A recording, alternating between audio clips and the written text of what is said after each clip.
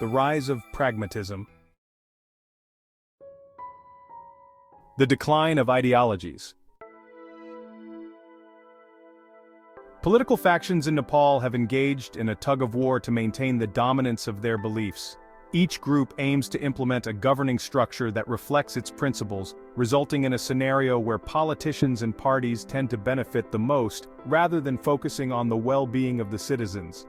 This enduring clash of ideals has traditionally prioritized concepts over the needs of the people, causing enduring political turmoil in the region.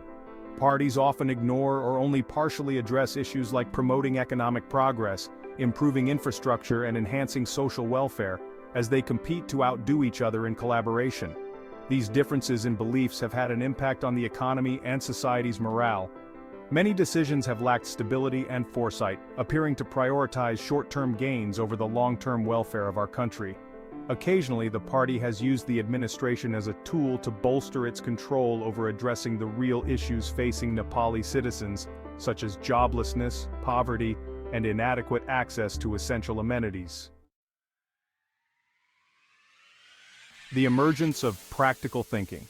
Intellectuals, younger generations, and emerging democratic groups embrace this development amidst the challenges we face today. There is an increasing need for pragmatic solutions that prioritize tangible outcomes rather than rigid adherence to beliefs. This change signifies an increasing acknowledgement that the traditional ideological paradigms are no longer adequate to address the demands of an evolving Nepal. Several factors have driven this practical change. First, slow economic progress. Nepal's economy has not developed at the pace expected following the end of the civil conflict and the establishment of a federal republic.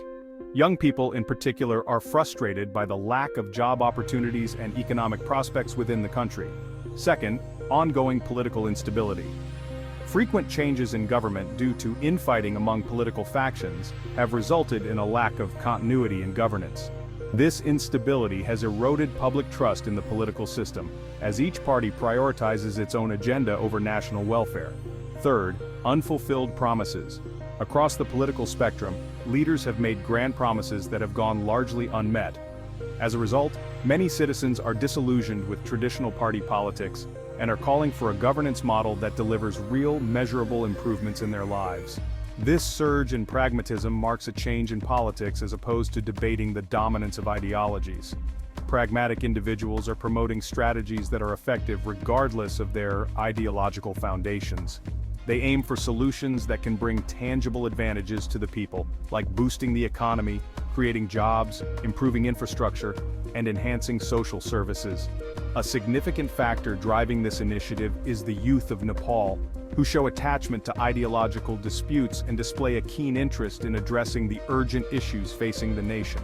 They focus more on innovation, inclusivity, and economic progress than rigidly adherent ideologies. This shift is evident in Nepal, where figures and civil society groups have emerged. With the increasing need for governance in Nepal on the rise today, there is a chance to escape the cycle of ideological disputes that have hindered progress so far. Establishing institutions, promoting responsible leadership, and nurturing a problem-solving mindset that transcends political affiliations are crucial steps towards establishing pragmatism as the norm.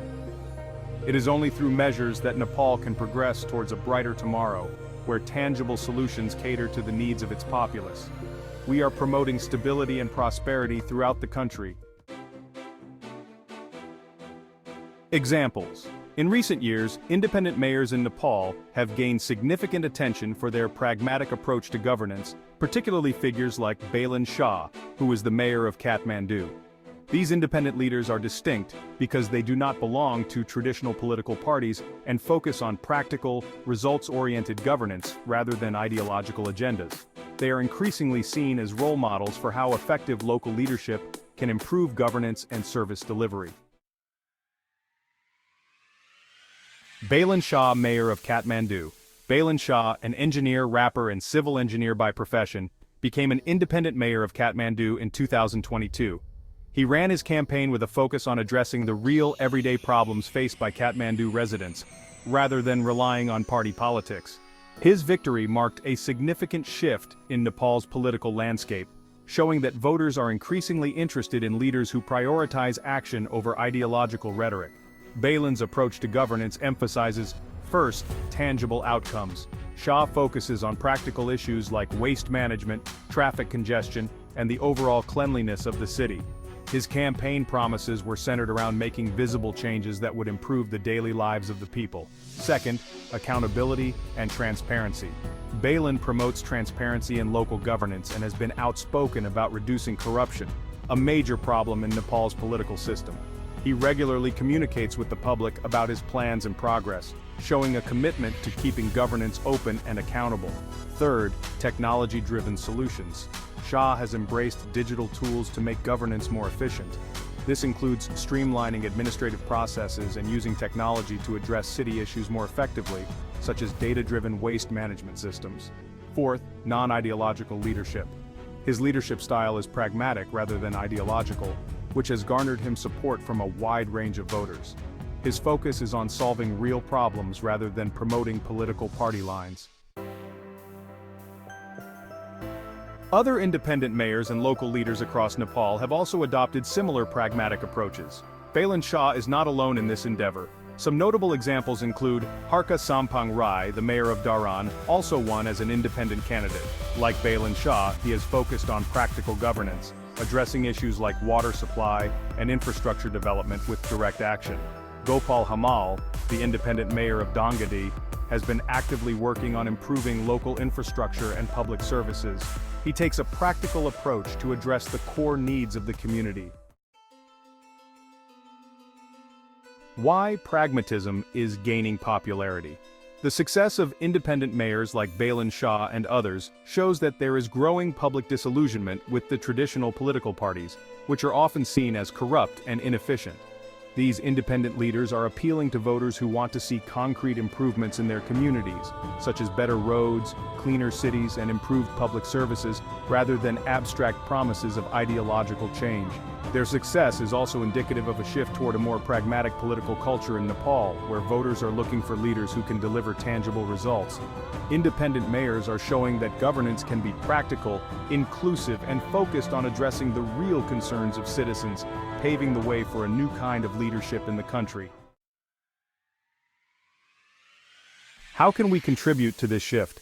First, let's talk about the role of intellectuals. Intellectuals, including scholars, policy experts, and thought leaders, can bring pragmatism by promoting evidence-based policy.